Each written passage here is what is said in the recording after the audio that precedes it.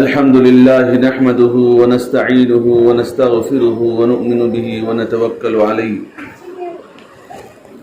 ونعوذ بالله من شرور أنفسنا ومن سيئات أعمالنا من يهده الله فلا مضل له ومن يضلله فلا هادي له ونشهد أن لا إله إلا الله وحده لا شريك له ونشهد أن سيدنا وسندنا ونبينا ومولانا محمدا عبده ورسوله أما بعد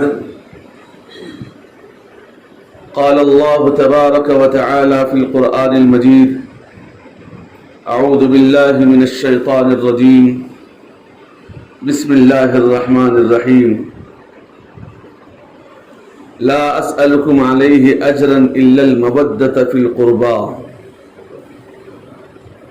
وقال تعالى في مقام آخر إنما يريد الله ليذهب عنكم رجز الشيطان وليربط على قلوبهم ويثبت به الأقدام وقال النبي صلى الله عليه وآله وسلم سيدا شباب أهل الجنة الحسن والحسين وقال النبي صلى الله عليه وآله وسلم الصحابة كلهم عدول أو كما قال صلى الله عليه وسلم. معزز حاضرین کرام، واجب الاحترام میرے دینی بہنیں،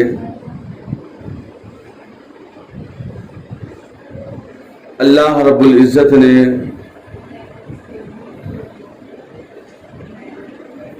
جیسے دنیا کے اندر منتخب فرمایا ہے انبیاء علیہم الصلاۃ والتسلیم کو، ایسے ہی اللہ رب العزت نے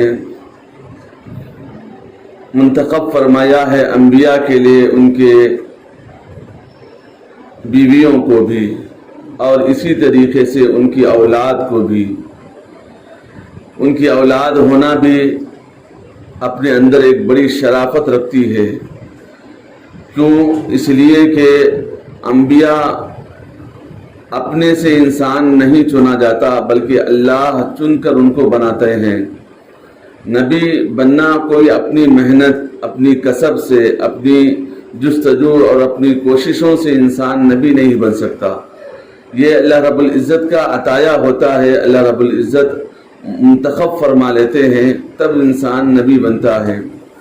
ایسے ہی اللہ رب العزت نے تمام انبیاء کو چن لیا. ان میں سے محبوب کبریا حضرت سیدنا محمد الرسول اللہ صلی اللہ علیہ وآلہ وسلم کو اللہ رب العزت نے منتخب فرمایا. آخری نبی ہونے کی حیثیت سے، پیغمبر ہونے کی حیثیت سے، سید الاولین والآخرین ہونے کی حیثیت سے اللہ رب العزت نے آپ کو منتخب فرمایا. اور اسی طریقے سے آپ کے ازواج مطہرات کو بھی اللہ رب العزت نے منتخب فرمایا. آپ کے لیے اولاد کو بھی منتخب فرمایا. آپ نے وہ مشہور واقعہ سنا ہوگا، سورہ کہف کے اندر ہے کہ وَكَانَ أَبُوهُمَا صَالِحًا. ایک شخص تھا موسیٰ علیہ السلام کے دور میں، جب خضر علیہ السلام کا مکالمہ حضرت موسیٰ علیہ السلام سے ہو رہا تھا تو خضر علیہ السلام نے فرمایا تھا کہ میرے ساتھ چپ چاپ چلنا، میں جو کام کرنے کے لیے کہوں وہ چپ چاپ کرتے رہنا، اعتراض نہیں کرنا. اس وقت حضرت موسیٰ علیہ السلام چپ چاپ چلتے رہے. ایک جگہ دیکھا کہ ایک دیوار گر رہی تھی. وہ ایسی ہی پڑی ہوئی دیوار تھی، اس پر وہاں گرنے والی تھی. حضرت خضر علیہ السلام نے حضرت موسیٰ علیہ السلام کو حکم دیا کہ ایک دیوار گرنے والی ہے، اس کو بنا دیا جائے. حالانکہ وہاں کے لوگ ان کو نہ ہی اس کا معاوضہ دینے والے تھے، نہ ہی یہ لوگ دھوپ میں کام کر رہے تھے، تو کم از کم پانی بھی پوچھنے والے کوئی نہیں تھے. تو اس وقت حضرت خضر علیہ السلام نے فرمایا، حضرت موسیٰ علیہ السلام نے خضر علیہ السلام سے فرمایا کہ یہ بے فائدہ چیز آپ کیوں کروا رہے ہیں ہم سے؟ یعنی جو دیوار ہے یہاں کوئی آدمی موجود نہیں ہے اور اس دیوار کو آپ بنانے کا ہم کو حکم دیا جا رہا ہے، تو کیوں کر رہے ہیں؟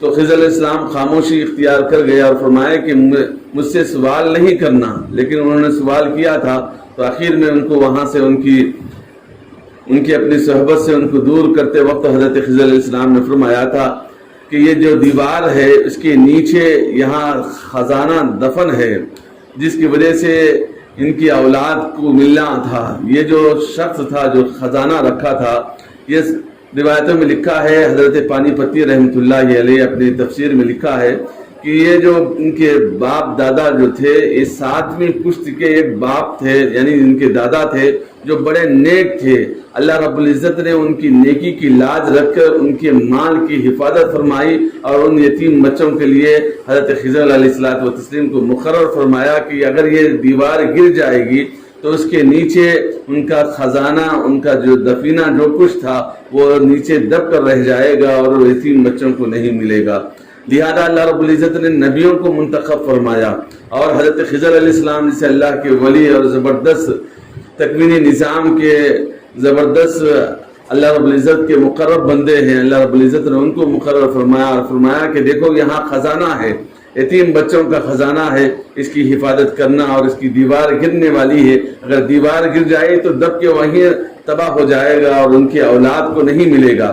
تو اللہ رب العزت نے نیک لوگوں کی اولاد کے مال کی، ان کی عزتوں کی بھی حفاظت فرماتے ہیں۔ تو ایسے ہی کوئی نبی کی اولاد ہو، جیسے حضرت حسن رضی اللہ عنہ اور حضرت حسین رضی اللہ عنہما، یہ نبی کریم صلی اللہ علیہ وسلم کے نواسے ہیں، تو کیا نبی کریم صلی اللہ علیہ وسلم کے نواسوں کی عزتوں کو اللہ رب دنیا میں اگر پامال ہو جائے تو کیا اللہ رب العزت ان کے تکریم نہیں فرمائیں گے؟ کیا جنت میں ان کو مقام نہیں فرمائیں گے؟ یہ سب تکوینی نظام کے ماتحت میں اللہ رب العزت فرما رہا ہے۔ یہ جتنا بھی کربلا کا واقعہ ہوا، جو کچھ مصیبتیں، حالات اور تکالیف حضرات حسنین رضی اللہ عنہما پر آئیں، یہ سب تکوینی نظام کے تحت میں ہو رہی تھی، اور کسی کو بدبخت بننا تھا وہ ان کے خلاف جا رہے تھے، کسی کو سعادت مند بننا تھا ان کا ساتھ دے رہے تھے۔ ایسے ہی حضرت حسین رضی اللہ عنہ کے ساتھ بھی معاملہ پیچا۔ یہ تو نبی علیہ الصلوۃ والتسلیم کے لاڈلے نواسے تھے۔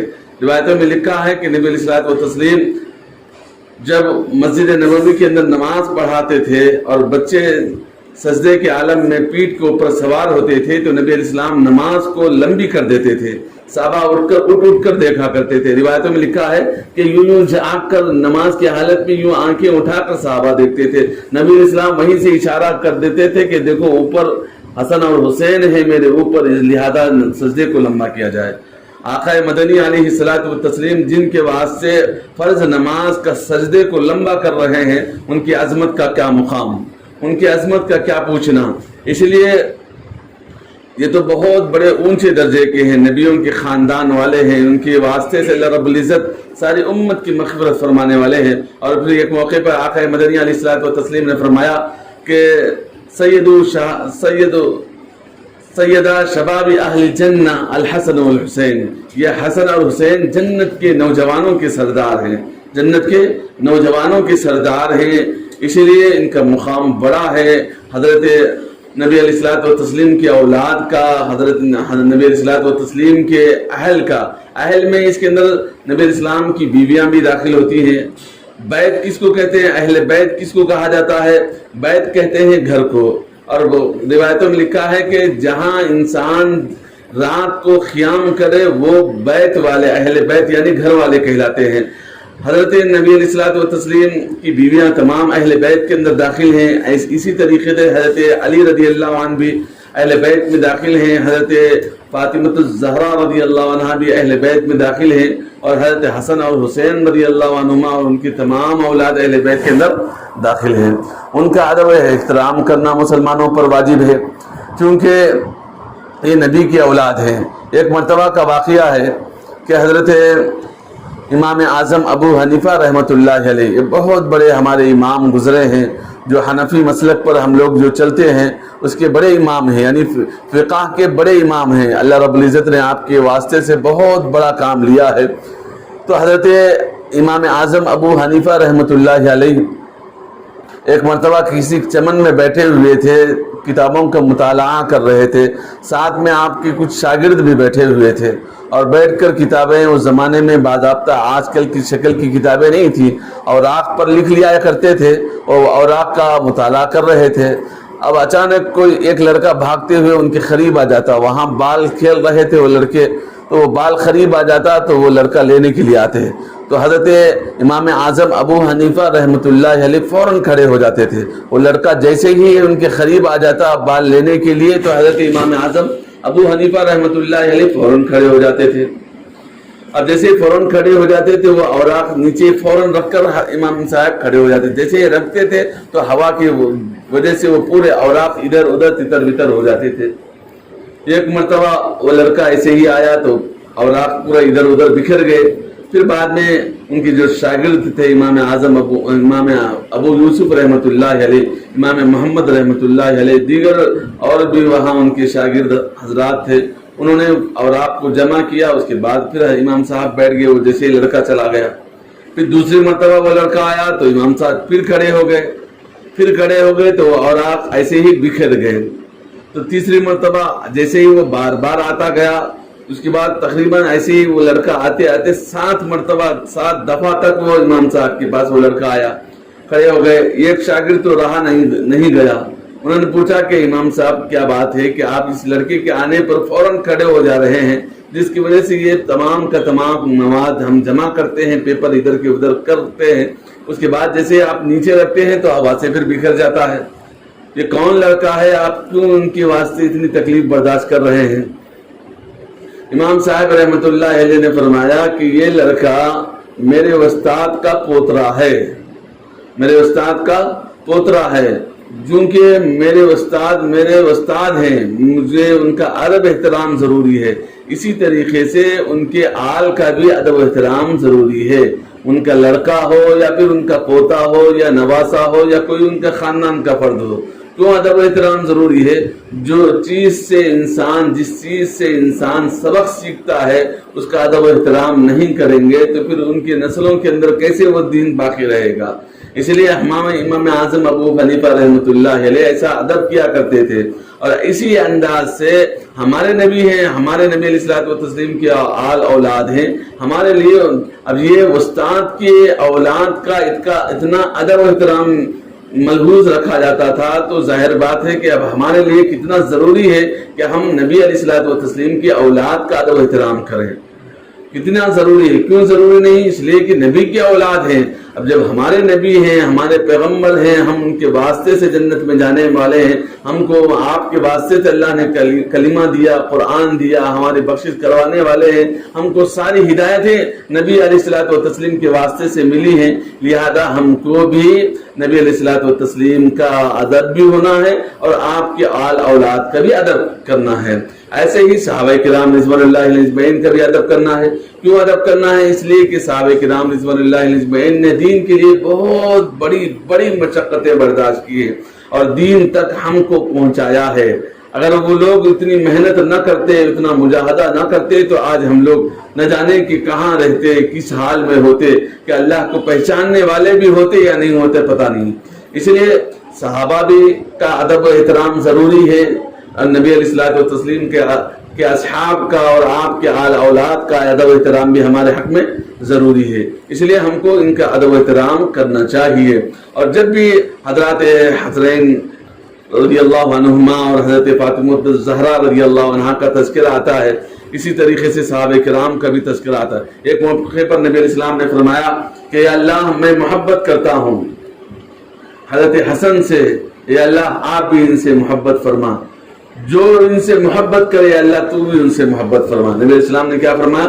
جو حضرت حسن اور حضرت حسین سے محبت کرے اللہ تو بھی ان سے محبت فرما.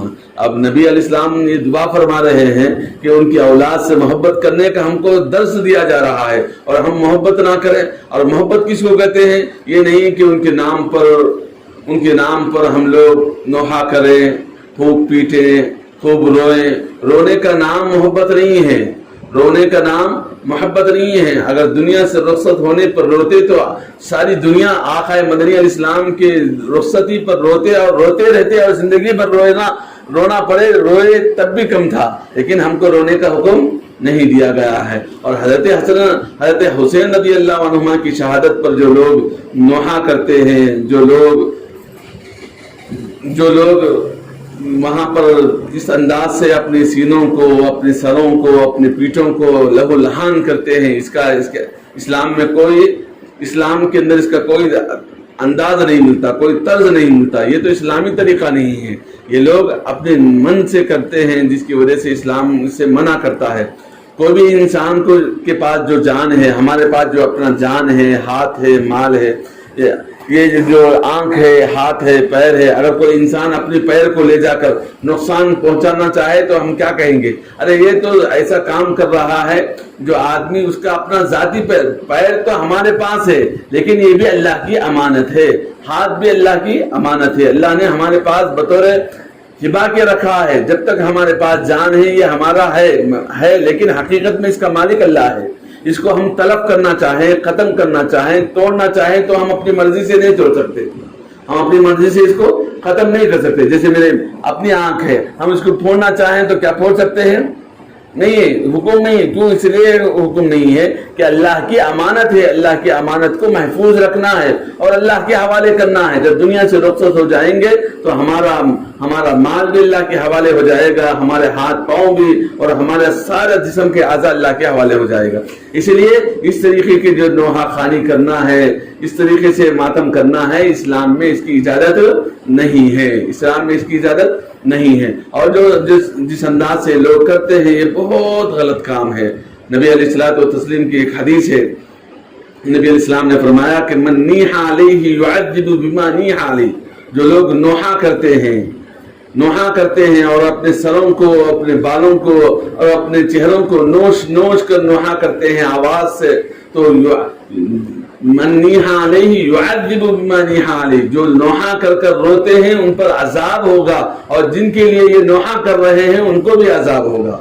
اب ظاہر بات ہے کہ کتنی بڑی نبی علیہ الصلوۃ والتسلیم کی طرف سے تنبیہ ہے. اس کے باوجود ہم لوگ نوحہ کر حضرت حسین رضی اللہ عنہ کو آرام پہنچانے کے بجائے ان کو تکلیف پہنچا رہے ہیں. یہ نوحہ کرنا نہ صرف ہم کو عذاب کا سبب ہے، بلکہ جس کے لیے نوحہ کیا جا رہا ہے ان کو بھی عذاب دیا جاتا ہے. نبی الاسلام نے فرمایا. ایک اور موقع پر آقا مدنی علیہ الصلوۃ والتسلیم نے فرمایا کہ لانا رسول اللہ صلی اللہ علیہ وسلم الناحیۃ والمستمعہ. نبی الاسلام نے لعنت فرمائی ہے نوحہ کرنے والے اور بیان کر کے رونے والوں پر. اس لیے ہمارے بہنوں کو بھی چاہیے کہ رمضان کے یہ خاص کر محرم کے مہینے کے اندر جو کچھ خرافات ہوتی ہے ہم اس سے بچنے والے بنیں. یہ نوحہ کرنا یا دیکھنا یا کہیں ہو رہا ہے اس میں شریک ہونا، یا کم از کم شریک ہوتے ہوئے ہم شریک تو نہیں ہو رہے، لیکن جہاں ہو رہا ہے وہ عمل اس کو ہم ویڈیو کے ذریعے سے یا پھر فلم بینی کے ذریعے سے ہم دیکھ رہے ہیں تو یہ ہمارا ایمان کا خطرہ ہو جاتا ہے. ہمارے اعمال برباد ہوتے ہیں. ایسے اعمال جس کے اندر اسلام کا کوئی شراکت داری نہ ہو، ایسے اعمال میں ہم شریک نہ ہو. یہ جو عمل ہو رہا ہے یہ بہت بڑا غلط عمل ہو رہا ہے، جس کے اندر آج سنی مسلمان سب سے زیادہ شریک ہوتے ہیں. نبی علیہ الصلوۃ والتسلیم نے تو اس سے سختی کے ساتھ منع فرمایا ہے. اور اپنی جان کو نقصان پہنچانا کتنا برا عمل ہے. ہم کو اختیار ہی نہیں ہے، جبکہ یہ ہاتھ ہمارا ہے، یہ آنکھ ہماری ہے، یہ ناک ہماری ہے، لیکن پھر بھی ہم اس کو کاٹ ڈالنا چاہیں تو نہیں کر سکتے. ہم کو اجازت نہیں ہے، ہم کو حکم نہیں دیا گیا. تو ایسی صورت میں یہ لوگ اپنے آپ کو نقصان پہنچا رہے ہیں، اپنے سروں کو لہو لہان کر رہے ہیں، اپنے چہروں کو مسخ کر رہے ہیں، اور اپنے ہاتھوں کے اوپر زخمیں لگا رہے ہیں. تو کیسی اجازت ہے؟ اگر اس چیز کا اجازت ہوتی تو آقا مدنی علیہ السلام یوں فرماتے تھے کہ تیرا نبی ہے، میں تجھے دنیا کے اندر تجھے ہدایت کے لیے مجھے بھیجا گیا ہے. قرآن میرے واسطے سے تمہارے پاس آیا ہے، اللہ کی کتاب میرے واسطے سے تمہارے پاس آئی ہے. اگر نوحہ خوانی کی اجازت ہوتی تو پھر میرے انتقال پر تم نوحہ کر سکتے تھے، لیکن نبی علیہ السلام کے انتقال پر نوحہ کا حکم نہیں ہے. تو ظاہر بات ہے کہ ان کی اولاد پر یہ حکم کیسے ہو سکتا ہے. تو اس لیے یہ جو لوگ کرتے ہیں تو وہ خلاف اسلام کے اعمال کرتے ہیں. اس سے ہم کو بھی بچنا چاہیے. اور پھر حضرات حسنین کریمین رضی اللہ عنہما کا مقام تو بہت اونچا مقام ہے. ان سے محبت کرنے کا حکم دیا گیا، ان کی تعلیمات پر عمل کرنے کا حکم دیا گیا. ان کی والدہ کتنی اللہ کی محبوب بندی تھی. نبی علیہ الصلوۃ والتسلیم نے فرمایا کہ فاطمہ جنت کی نوجوان عورتوں کی سردار ہیں. حضرت فاطمہ الزہرا رضی اللہ عنہا کیا ہے؟ جنت کی نوجوان عورتوں کی سردار نبی علیہ الصلوۃ والتسلیم نے فرمایا. انہوں نے کیسی زندگی کے اندر عبادتیں کی. ایک موقع پہ نبی حضرت فاطمہ الزہرا رضی اللہ عنہا شکایت کرتی تھی کہ اللہ تیری رات اتنی چھوٹی ہے کہ میں 2 رکعت نماز پڑھتی رہی اور اسی کے درمیان میں رات ختم ہو گئی. اللہ سے شکایت کر رہی تھی کہ یا اللہ اتنی چھوٹی رات آپ نے کیوں بنائی کہ 2 رکعت کا بھی مجھے صحیح نماز پڑھنے کا موقع نہیں ملا. تو حضرت فاطمہ الزہرا رضی اللہ عنہ کی تعلیمات تو ایسی تھی، ان کے اعمال، ان کے افکار، ان کے اذکار اس انداز کے ہوا کرتے تھے، اور ہمارا معاملہ بالکل مختلف ہے. اس لیے ہم سب کو چاہیے کہ حضرات حسنین کریمین رضی اللہ عنہما کے سیرت کو، ان کی زندگی کے احوال کو پڑھیں. آج موقع ہی نہیں ہے، آج کوئی کتاب کھولنے کو تیار نہیں، کتاب بھی لاتے نہیں. بہت سارے لوگوں کو ہم نے دیکھا ہمارے پاس مساجد کے اندر آتے ہیں، مطلب ہمارے پاس قرآن رکھی ہوئی ہے، ایک چند کتابیں ہمارے دادا رکھے تھے، پڑھتے تھے، یہ رکھی ہوئی ہیں، مطلب مسجد کے حوالے کر رہے ہیں. کیا تو یوں کرو، پڑھتے تو پڑھو، پھینکتے تو پھینکو. اب آج کل مسئلہ ایسا، آج کوئی پڑھنا نہیں چاہتا، صرف دیکھنا چاہتا ہے. آج کوئی پڑھنا نہیں چاہتا، صرف دیکھنا چاہتا ہے. اس سے کچھ حل ہونے والا نہیں ہے. اس لیے ہم سب کو چاہیے کہ ہم اپنی زندگیوں کے اندر تبدیلی لانا ہے تو صحابہ کرام رضوان اللہ علیہم اجمعین کے واقعات کو پڑھیں. کتنے درد بھرے واقعات نبی علیہ الصلوۃ والتسلیم کے ساتھ، ان کا عشق کیسا تھا، آقا مدنی علیہ السلام کا ساتھ کیسے دیا کرتے تھے، نبی علیہ الصلوۃ والتسلیم کے مشن کو لے کر کیسے اپنی زندگی کو بسر کیے. ایک ایک صحابی کے واقعات کو پڑھیں گے تو رونگٹے کھڑے ہو جائیں گے. اپنی زندگی نبی کے اوپر نچھاور کرنے والے صحابہ، نہ بیوی کو دیکھتے تھے، نہ بچوں کو دیکھتے تھے، بس نبی کا دین بلند ہو جائے، ان کا سب سے بڑا مشن یہ تھا. لیکن آج ہمارا مشن الگ ہی ہے. ہمارا مشن نبی علیہ السلام کے مشن کے قریب تک بھی نہیں پہنچ رہا، ایک چیز کے قریب بھی ہمارا مشن نہیں پہنچ رہا. اس لیے بہنوں سے بھی، بھائیوں سے بھی سب سے گزارش ہے کہ آج کے اس دور میں ہم اپنا ٹائم پاس کے لیے سب سے پہلا ہمارا ٹائم پاس کا ذریعہ فون ہے. اس کو نکال کر ہم کتابوں کو بنائیں. ہمارے پاس قرآن ہو، قرآن کی تفسیر ہو، ترجمہ قرآن ہو، اسی طریقے سے احادیث کی کتابیں ہوں، اس کے اندر بیٹھیں، مطالعہ کریں، پڑھتے رہیں، کچھ نہ کچھ چیز سمجھ میں آئیں گی. آج ہم سمجھ رہے نہیں، آسان ہو گیا کہ ہر چیز مار کر دیکھ لیے، وہ فلاں آج گیا. اس کے اندر یوٹیوب کے اندر 5 لاکھ ویب سائٹ ہیں. بعض لوگ محقق کہتے ہیں کہ دینی باتوں کی 5 لاکھ ویب سائٹ ہیں، اس میں سے 4 لاکھ سے زائد، بلکہ 4.5 لاکھ سے زائد یہودیوں کے ویب سائٹ ہیں. اس کے اندر دینی اسلامی معلومات کے نام پر وہ یہودی خود ڈالتے ہیں تاکہ معلومات حاصل کریں. اس میں غلط بھی، صحیح بھی، اچھے بھی، برے بھی معلومات حاصل ہو جاتے ہیں. اس لیے ہم کو چاہیے کہ ہم کتابوں کے ذریعے سے، ہمارے اسلاف کا کتابیں موجود ہیں، یہ لوگ کسی انداز سے سر پھیلا رہے ہیں. آپ کو معلوم ہے یوٹیوب کے اندر بہت ساری قرآنیں بھی آ رہے ہیں. قادیانی حضرات قرآن کو اپنی قرآن ایک بنا کر ڈال دیں، لوگ اس کو ڈاؤن لوڈ کر رہے ہیں، پڑھ رہے ہیں، تو وہاں پورے کا پورا وہ قرآن کے خلاف الفاظ استعمال کر دوسری قرآن کو اپنی ترتیب دے کر اس کے اندر ڈال دیے ہیں. اس لیے ہم لوگ اپنے کو آئیڈیل نیٹ نہ بنائیں، یوٹیوب نہ بنائیں، اپنا آئیڈیل گوگل کو نہ بنائیں، بلکہ ہم اپنا آئیڈیل ہمارے اسلاف کو بنائیں، ہمارے علماء کو بنائیں. جو کتابیں ہمارے علماء نے لکھی ہیں بڑی شاندار کتابیں ہیں، آپ مطالعہ کریں کہ اتنا شاندار مواد ملے گا کہ آپ کا اندازہ نہیں ہوگا. ایک ایک واقعات سے ہمارے اپنی زندگیاں بدل سکتی ہیں.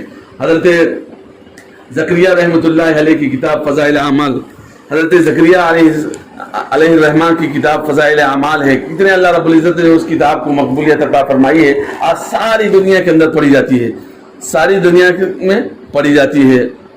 اس لیے ہم کو بھی چاہیے کہ وہ کتابیں پڑھیں، حضرات صحابہ کرام رضوان اللہ علیہم اجمعین کے واقعات پڑھیں. حضرت ابوبکر صدیق رضی اللہ عنہ کا کیسا معاملہ تھا، حضرت عمر فاروق رضی اللہ عنہ کیسے نبی علیہ السلام سے محبت کیا کرتے تھے، کیسے اپنے تمام کی تمام زندگی نبی علیہ السلام پر وقف کر دیے تھے. صدیق اکبر رضی اللہ عنہ کے بارے میں آتا ہے کہ اسلام لانے سے پہلے بڑے مالدار تھے. حضرت صدیق اکبر رضی اللہ عنہ اسلام لانے سے پہلے بڑے مالدار تھے، بہت زیادہ مالدار تھے. جیسے اسلام لائے تو اس وقت ان کے پاس 40,000 درہم اس وقت کے موجود تھے. جب اسلام قبول کیے تو اس زمانے کے 40,000 درہم موجود تھے حضرت ابو بکر صدیق رضی اللہ عنہ. جیسے اسلام قبول کیے تو تجارت چھوڑ دی. اب سب سے پہلا سب سے اہم مشن یہی تھا ان کے پاس کہ نبی علیہ السلام نے فرمایا ہے کہ یہ کلمے کو پہنچانا ہے. بس پہنچاتے رہے, مار کھاتے رہے. تو سب سے پہلی مرتبہ جیسے اسلام قبول کیا تو فوراً آ کر مکے کی گلیوں کے اندر, مکے کے بازار میں پکارے کہ اشہد ان لا الہ الا اللہ واشہد ان محمد رسول اللہ. تو سارے مکے والے مارے, اتنا مارے کہ لہو لہان ہو گئے. نہ صرف لہو لہان ہو گئے بلکہ مرنے کے قریب ہو گئے. بعض لوگ آ کر رکا دیے کہ ارے یہ ان کا قافلہ, ان کا خاندان بڑا ہے, ہم سے انتقام لیں گے, لہذا ان کو مت مارو. لوگ ان کو چھڑانے لگے. اس کے بعد پھر ان کو لے جا کر ان کے گھر کے حوالے کیا گیا. ان کی ماں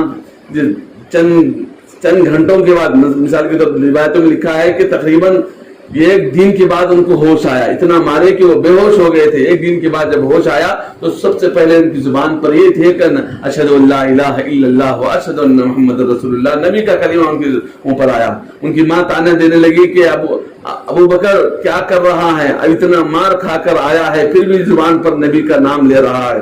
اس نبی کو چھوڑ دے, کیوں ان کی وجہ سے اتنا مار پڑی ہے پھر بھی تو ان کے اپنی زبان سے ان کا نام لیتا ہے. پھر بھی انہوں نے نہیں چھوڑا. اس کے بعد پھر نبی اسلام کی خدمت میں آئے. نبی اسلام دیکھ کر مسکرائے اور پھر ان کے حق میں دعائیں دی. تو ایسی دین کی خدمت کی ہے ہمارے صحابہ. حضرت عمر فاروق رضی اللہ عنہ کیسے ایک موقع پر حضرت عمر فاروق رضی اللہ عنہ نے خطبہ دے رہے تھے. حضرات حسنین کریمین آئے مسجد کے اندر. جب حضرت عمر فاروق رضی اللہ عنہ کے خلافت کا دور چل رہا تھا, حضرت حسین رضی اللہ عنہ چھوٹے سے لڑکے تھے 10 سال کے, حضرت علی رضی اللہ عنہ کے ساتھ آئے. جیسے ہی مسجد نبوی کے اندر آئے, حضرت عمر فاروق رضی اللہ عنہ خطبہ دے رہے تھے تو حضرت حسین رضی اللہ عنہ کھڑے ہو کر فرمانے لگے کہ اے عمر اتر جاؤ, یہ تو جو ممبر ہے یہ تو ہمارے رسول ہمارے نانا حضرت کا ممبر ہے, تم کیوں خطبہ دے رہے ہیں. تو فوراً اس بچے کے کہنے پر حضرت عمر فاروق رضی اللہ عنہ وہاں سے اتر گئے. اس کی جیسے اتر گئے تو حضرت علی رضی اللہ عنہ نے منع فرمایا کہ امیر المؤمنین آپ خطبہ دیتے رہے. انہوں نے فرمایا کہ نہیں بچہ ہم کو کچھ کہہ رہا ہے. تو اس کے بعد نیچے اتر کر آئے. ہاں بابا یہ آپ ہی کے نانا کا ممبر ہے, آپ ہی کے نانا یہاں خطبہ دیا کرتے تھے. اس کے بعد حضرت ابو بکر صدیق رضی اللہ عنہ یہاں پر خطبہ دیے. ان کے حکم سے میں دے رہا ہوں. میرے نانا کا تو یہ مقام نہیں ہے. میرا نانا تو بکریاں چرانے والے تھے, اونٹاں چرانے والے تھے, وہ تو بس یہی کام کیا کرتے تھے. آپ کے نانا کا بڑا مقام ہے. یہ کہنے پر اس کے بعد فرمایا ہاں ہمارا نانا دیتے تھے نا, جی ٹھیک ہے آپ بھی دے دیجیے. اس کے بعد پھر حضرت حسین رضی اللہ عنہ, حالانکہ چھوٹے لڑکے ہیں, ان کی بات کا کوئی اعتبار نہیں, لیکن چونکہ نبی کی اولاد ہے, نبی علیہ الصلوۃ والتسلیم کے اہل بیت میں سے ہیں, تو ان کا ادب و احترام کی خاطر انہوں نے کہا تھا تو فوراً اتر گئے. اس کے بعد پھر ان سے بات کی, پھر ان کے حکم پر حضرت عمر فاروق رضی اللہ, حالانکہ امیر المؤمنین ہے, چھوٹے بچوں کی باتوں کا کیا اعتبار, لیکن چونکہ نبی کے خاندان والے ہیں تو ان کا ادب و احترام اس لحاظ سے خطبہ دیتے ہوئے بھی, امیر المؤمنین ہونے کے باوجود بھی حضرت علی رضی اللہ عنہ روک رہے ہیں کہ امیر المؤمنین آپ نیچے نہ اترے, لیکن پھر بھی آپ نیچے اتر کر آ کر حضرت حسین رضی اللہ عنہ کی بات سن رہے ہیں. اس کے بعد حسین رضی اللہ عنہ نے خود فرمایا کہ امیر المؤمنین عمر آپ جا کر خطبہ دیجیے. اس کے بعد پھر جب حضرت عمر امیر المؤمنین حضرت عمر خطاب رضی اللہ عنہ ممبر پر تشریف لے. یہ ہمارے اسلاف کے اخلاق تھے. آج ہمارے پاس ایسے اخلاق ہے کہ اللہ رحم کرے, کوئی کسی کو پسند ہی نہیں کرتا. ہمارے اخلاق اتنے گرے ہوئے, نہ ہمارے اخلاق اتنے گرے ہوئے ہیں کہ ہم اپنے آپ کو پسند نہیں کرتے. کبھی کبھار کوئی آدمی دیکھ لے کہ ارے میں کیا کر رہا ہوں, اور اب تنہائی میں بیٹھ کر غور کر لے تو ہمارے اپنے اخلاق, ہمارے اپنے کردار سے ہم کو گھن آئے گی. اتنے ہمارے اخلاق گرے ہوئے ہیں. بس اللہ تعالیٰ ہم سب پر رحم فرمائے اور ہم سب کو عمل کی توفیق عطا فرمائے. حضرت عمر خطاب رضی اللہ عنہ کے اسلام لانے کا طریقہ کیسا تھا. حضرت عمر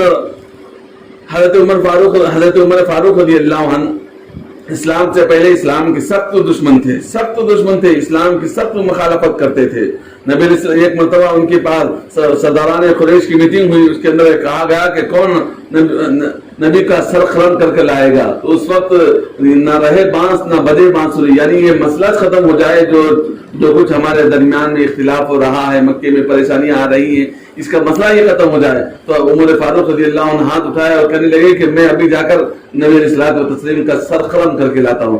جیسے ہی باہر نکلے اور نبی کو تلاش کرنے لگے تو راستے میں ایک صحابی ملے, فرمایا کہ کہاں جا رہے ہیں؟ ان کے تیور بدلے ہوئے تھے، دیکھ کر فرمایا کہ کہاں جا رہے ہو؟ انہوں نے فرمایا کہ میں آج نبی کا سر قلم کر کے لانے کے لیے جا رہا ہوں۔ تو اس وقت انہوں نے فرمایا کہ تم اپنے بہن بھائی اور بہن کی تو حالت خبر لو، ان کا کیا حال ہے، یہ کہنا تھا۔ تو فوراً انہوں نے اپنے بہن حضرت فاطمہ کے پاس گئے، جا کر دیکھا تو قرآن کی آواز آ رہی تھی۔ انہوں نے باہر ٹھہر کر سنا تو قرآن کی آواز آ رہی تھی، کھٹکا مار کر اندر داخل ہوئے، دیکھا تو قرآن پڑھ رہے تھے۔ تو انہوں نے اپنے بہن بھائی کو اور اپنی بہن کو اس قدر مارا کہ شدید زخمی ہو گئی۔ اس کے بعد فرمایا کہ کیا پڑھ رہے تھے؟ انہوں نے فرمایا کہ ہم اسلام لا چکے ہیں اور نبی علیہ الصلوۃ والتسلیم کی قرآن کی تلاوت کر رہے ہیں۔ وہ بہن بھی حضرت عمر کی بہن تھی، انہوں نے ان کے سامنے ڈر گئے اور کہنے لگے کہ ہاں ہم نے اسلام قبول کیا ہے، تم جو کر سکتے ہو کر لو۔ اس کے بعد انہوں نے اس قدر مارا، نہ صرف بہن کو مارا بلکہ بہن بھائی کو بھی مارا۔ اس کے بعد پھر بہت دیر مارنے کے بعد تھک ہار کر بیٹھ گئے۔ تو اس وقت حضرت عمر فاروق رضی اللہ عنہ نے فرمایا کہ تم کیا پڑھ رہے تھے؟ انہوں نے فرمایا کہ قرآن ہے۔ تو اگر تم پڑھنا چاہتے تو ہم تمہارے ہاتھ میں نہیں دے سکتے، اس لیے کہ تم کافر ہو، جب تک اسلام کے اندر داخل نہ ہو جائے اور پھر غسل کر کے اس کو نہ پکڑا جائے اس وقت تک ہم نہیں دیتے۔ تو حضرت عمر فاروق رضی اللہ عنہ نے غسل کر آئے تو ان کے سامنے ہاتھ میں جو قرآن کیا ورق تھا اور سورہ طٰہٰ کا ورق تھا، اس وقت ان کے ہاتھ میں دیا تو انہوں نے پڑھا، جیسے پڑھتے رہے تو ان کے آنکھوں سے آنسو جاری ہو گئے۔ اسی وقت اشہد ان لا الہ الا اللہ کہا اور پھر فرمانے لگے کہ مجھے نبی کی خدمت میں لے جاؤ۔ جب نبی علیہ الصلوۃ والتسلیم وہاں سے ان کے بہن بھائی لے جا کر زید بن ارقم رضی اللہ عنہ کے گھر پر لے آیا گیا، وہاں نبی علیہ الصلوۃ والتسلیم بیٹھے ہوئے تھے، سارے صحابہ وہاں بیٹھے ہوئے تھے۔ لوگوں نے دیکھا کہ عمر آ رہے ہیں، کہیں قتل کے ارادے سے تو نہیں آ رہے ہیں۔ اسی وقت حضرت حمزہ رضی اللہ عنہ وہیں موجود تھے۔ انہوں نے فرمایا کہ اگر عمر سیدھے سے آتا ہے تو ٹھیک ہے، ورنہ اسی کی تلوار سے اس کی گردن اڑا دی جائے گی۔ یہ کہہ کر نبی علیہ السلام نے فرمایا کہ نہیں تم مت اٹھو، میں اٹھوں گا۔ حضرت نبی علیہ السلام نے خود اٹھا، جیسے نبی علیہ السلام سامنے آئے تو فوراً کلمہ پڑھ لیے، اشہد ان لا الہ الا اللہ واشہد ان محمد رسول اللہ۔ یہ تھے حضرت عمر فاروق رضی اللہ عنہ کے اخلاق و صفات۔ اور اگرچہ وہ زمانے جاہلیت کے اندر نبی السلام کے سخت مخالف تھے، لیکن جیسے اسلام قبول کیے تو نبی کی زبردست اطاعت، ایسی زبردست اطاعت کر گئے کہ مثال قائم کر گئے کہ آج تک ان کی جیسی حکومت کسی نے قائم نہیں کیا ہے۔ ایسی زبردست حضرت عمر فاروق رضی اللہ عنہ نے حکومت کی، ایسے انصاف قائم کیا کہ ایک مرتبہ مدینے میں زلزلہ آ گیا تو حضرت عمر فاروق رضی اللہ عنہ نے زمین سے خطاب کر کے فرمایا کہ اے زمین تو کیوں ہلتی ہے جبکہ تیرے اوپر امن قائم ہے، اور اپنا پیر زمین پر مارا تو فوراً زلزلہ رک گیا۔ اور یہ خط لکھا کہ دریائے نیل کے نام پہ تو کیوں رک گئی؟ اللہ کے نام سے چل رہی ہے تو چل، ورنہ تیری ہم کو ضرورت نہیں ہے۔ تو ایک لیٹر پر وہ دریائے نیل چل رہی ہے اور اب تک چل رہی ہے، آج تک اس کے اندر خشکی نہیں آئی۔ اس انداز سے اللہ کے اتنے بڑے ولی تھے۔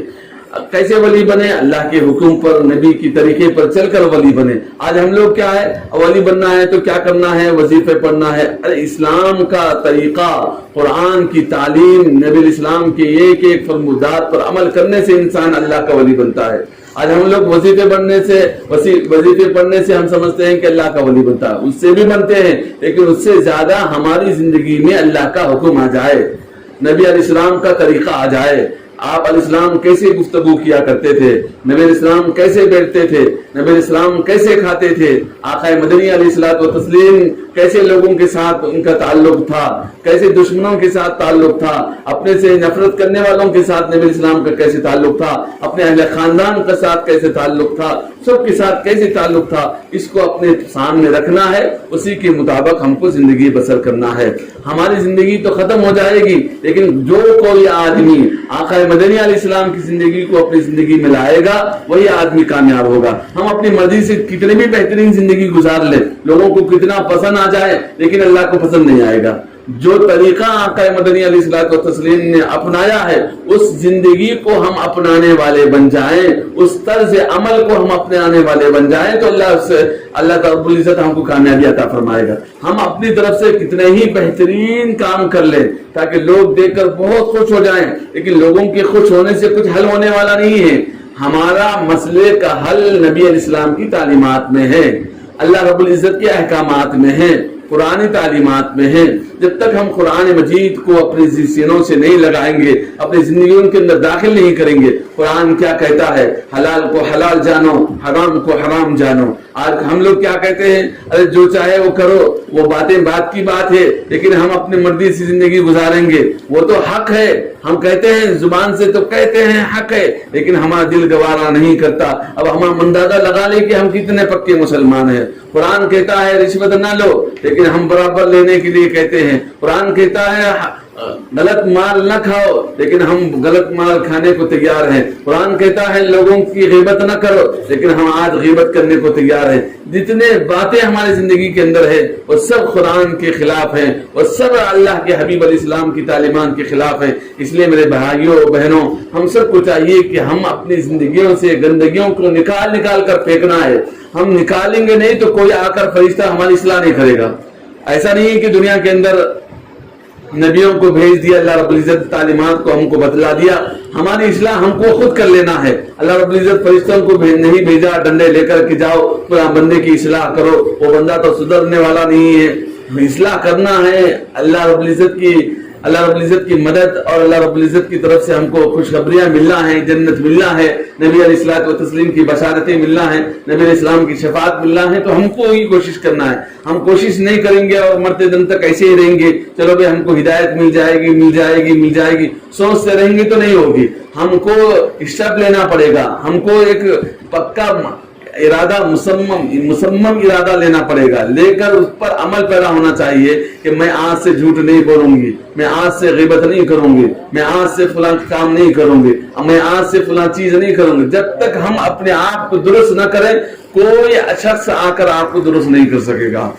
جب تک ہمارے دل میں ہم نہیں ڈال لیں گے ہم کو درست ہونا ہے، ہم کو اللہ کا محبوب بننا ہے، تو اس وقت تک کوئی آپ کو درست نہیں کر سکے گا۔ اس لیے ہم اپنے دلوں کے اندر ٹھان لیں کہ مجھے درست بننا ہے، مجھے اللہ کی بندی بننا ہے، ایسی بندی بننا ہے جیسے حضرت فاطمہ الزہرا رضی اللہ عنہ بنی تھی، جیسے صحابیات بنے تھے۔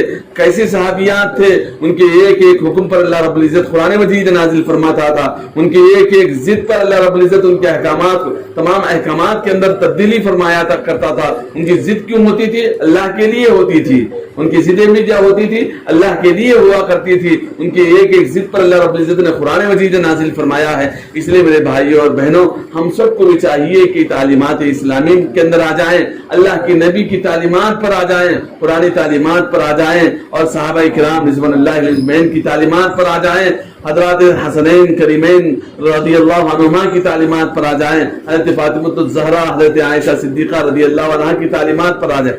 حضرت عائشہ صدیقہ رضی اللہ عنہا کتنے بڑی دین کی دائی ہیں۔ یہ سارے صحابہ کا دین ایک طرف، نبی اسلام سے جتنے تعلیمات تمام صحابہ نے لے کر پھیلایا ہے ان سب کی تعلیمات ایک طرف، اور حضرت عائشہ صدیقہ رضی اللہ عنہا کی تعلیمات ایک طرف۔ آدھا دین، مکمل دین کا آدھا حصہ حضرت عائشہ صدیقہ رضی اللہ عنہا کے واسطے سے اللہ نے ساری دنیا کے اندر پھیلایا۔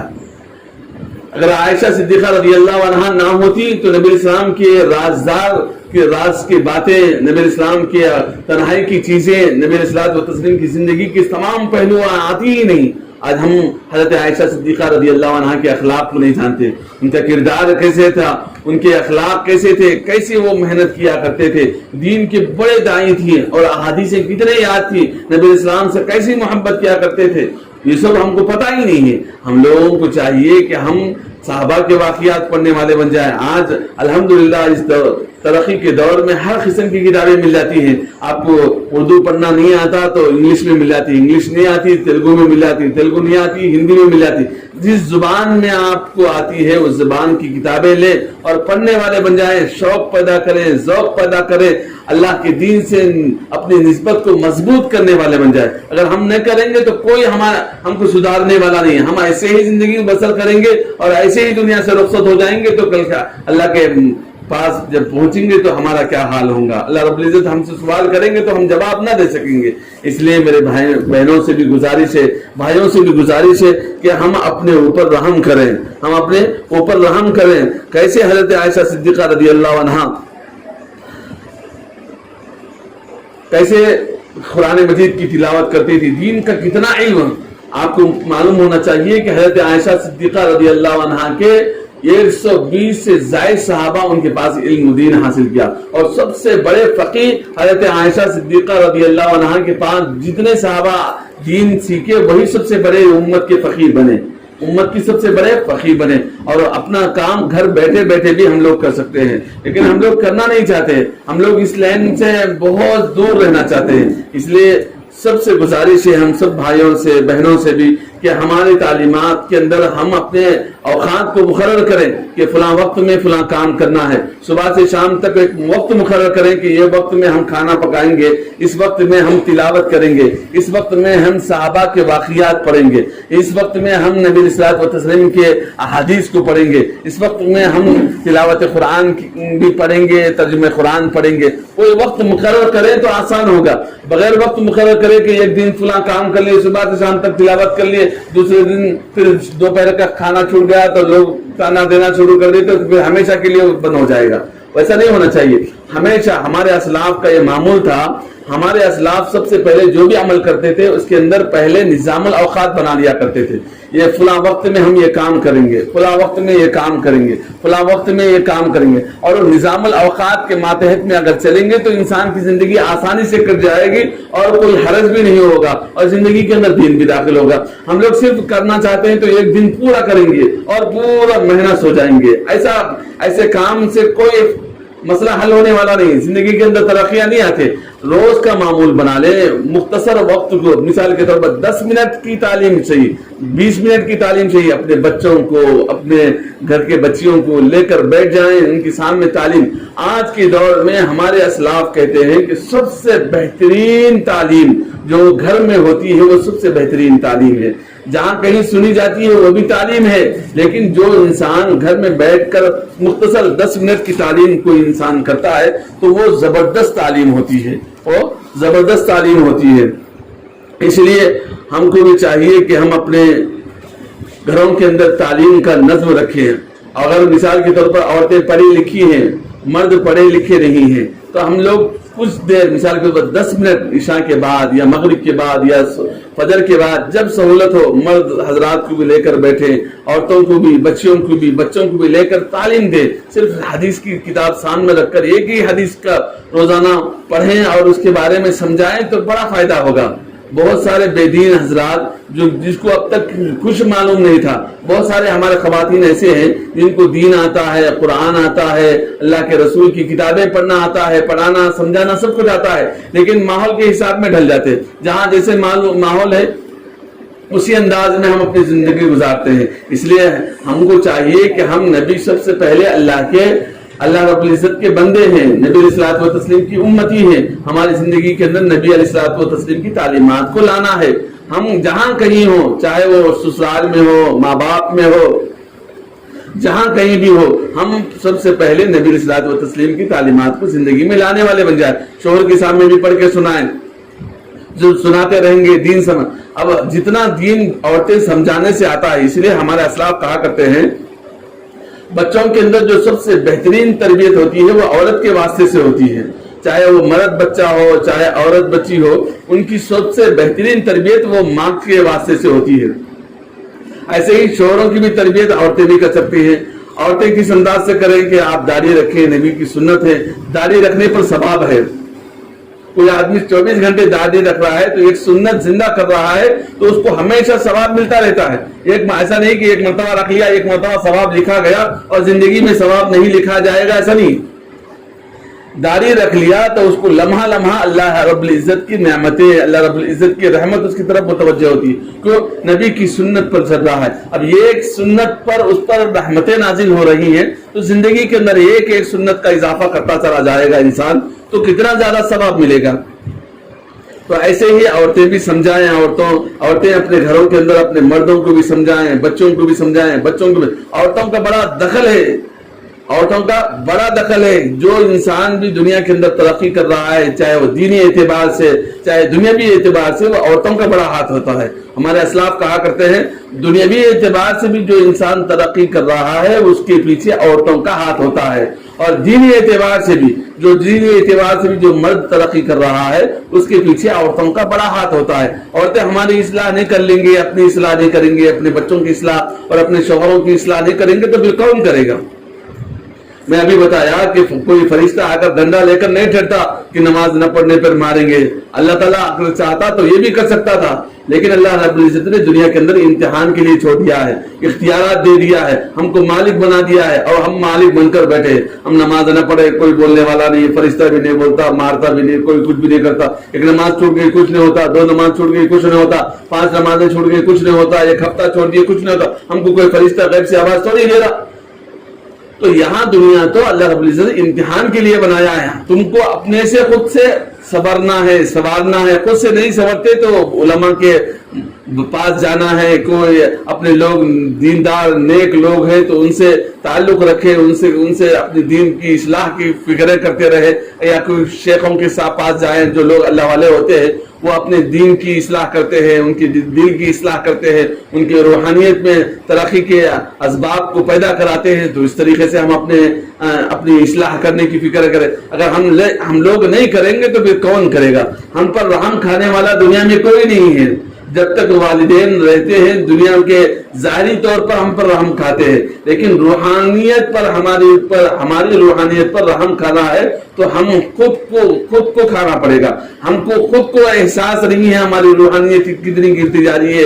میں اللہ کا محبوب بندہ ہوں نہیں ہوں، میرے اعمال قبول ہو رہے ہیں نہیں ہو رہے، میری نمازیں قبول ہو رہی ہیں نہیں ہو رہی ہیں. اب ہم کو خود کو احساس نہیں ہے تو پھر ہمارے پر رحم کرنے والا کون ہوگا؟